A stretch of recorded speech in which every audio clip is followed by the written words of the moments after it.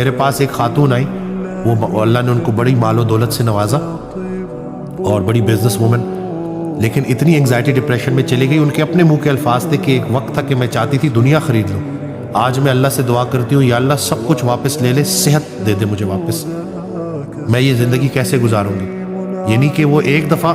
ایک اور بڑا پیارا حضرت کی بات نا، وہ سمجھانے کے لیے کہ اگر آپ کے سامنے دسترخوان ہے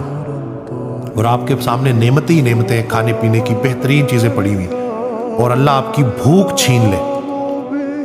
تو آپ آسمان کی طرف دیکھ کے فریاد کرو گے کہ یا اللہ یہ بھوک واپس کر دے، اس خوراک کا میں کیا کروں گا۔ یعنی کہ پیسے کے ہوتے ہوئے، رزق کے ہوتے ہوئے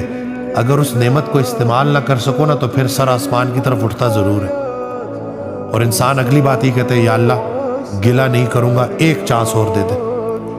تو بس وہ حضرت کا بڑا پیارا فکرہ تھا کہ مجھے وہ بندہ بڑا پسند ہے جو کسی کا کسی سے کوئی گلہ نہیں کرتا۔